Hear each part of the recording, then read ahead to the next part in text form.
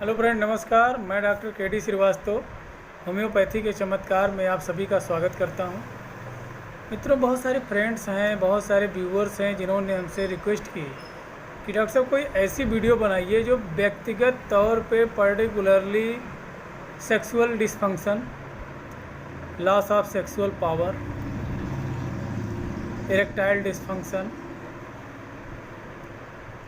कुल मिला जुला करके उनके कहने का मतलब ये था कि जो भी मैं वीडियो बनाऊँ मेडिसिन उसके बारे में बात करूँ, वो स्पेशली उन लोगों के लिए एक उम्मीद का चिराग साबित हो जिनका वैवाहिक जीवन खत्म हो चुका है,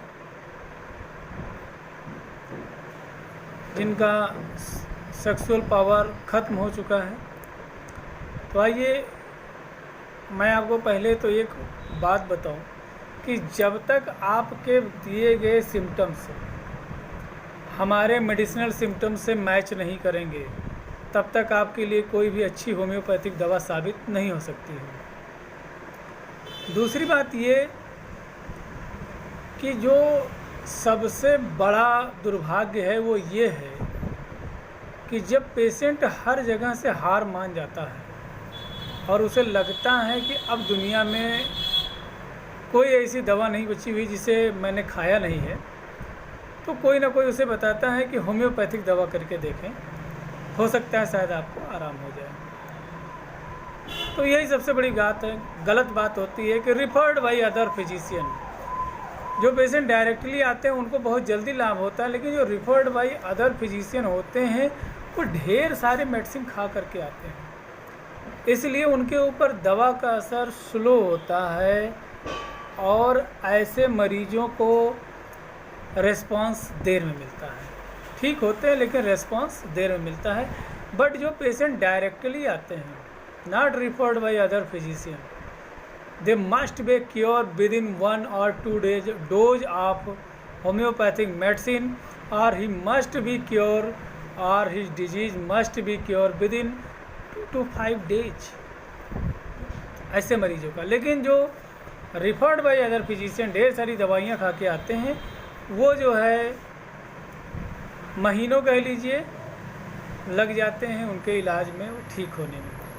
आइए मित्रों, मैं बात करता हूँ कि बहुत सारे ऐसे पेशेंट हैं जो अपने कम एज में, अंडर एज में, स्कूल लाइफ में, कॉलेज लाइफ में, या जैसा भी उनका एटमॉस्फेयर है उसके अनुसार वो क्या है, बैड इफ़ेक्ट के वजह से, बहुत सारी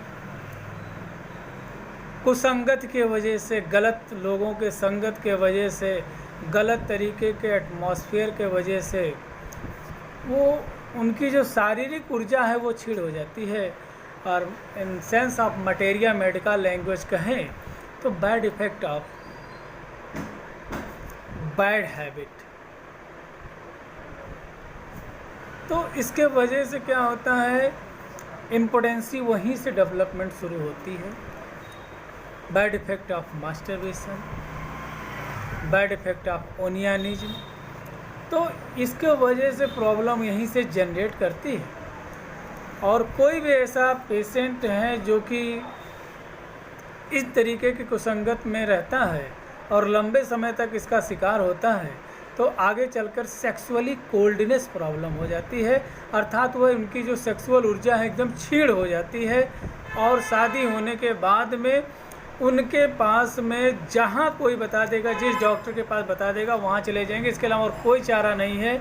और इससे अलग अलग तरीके की दवाइयाँ खा के उनकी बीमारी और बढ़ जाती है।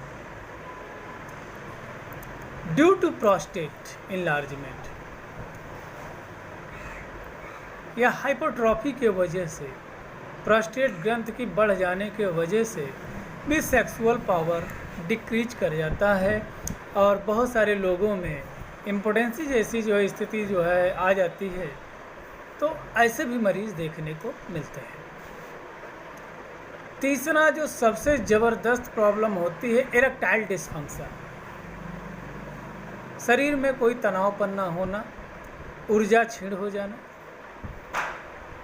तीसरा और चौथा समस्या ये है कि बैड इफ़ेक्ट ऑफ मास्टरबेशन, ओनियानिज्म, ये सारी समस्याएं जब होती हैं तो धीरे धीरे करके क्या होता है, स्लीपिंग डिसऑर्डर्स होने लगता है। स्लीपिंग डिसऑर्डर्स के वजह से मित्रों जो सबसे भयंकर समस्या उत्पन्न होती है वह क्रोनिक गैस्ट्राइटिस की होती है। इतना गैस बनने लगता है कि सर पे दिमाग में गैस चढ़ने लगता है और वह स्थिति मौत से भी भयावह हो जाती है।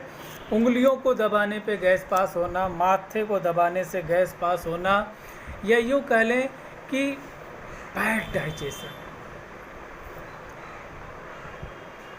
Great constipation. इसके वजह से क्या हुआ कि उसको एंजाइटी तो हुई ही है, स्लीपिंग डिसऑर्डर्स है ही है, और साथ में इतनी समस्याएं हैं।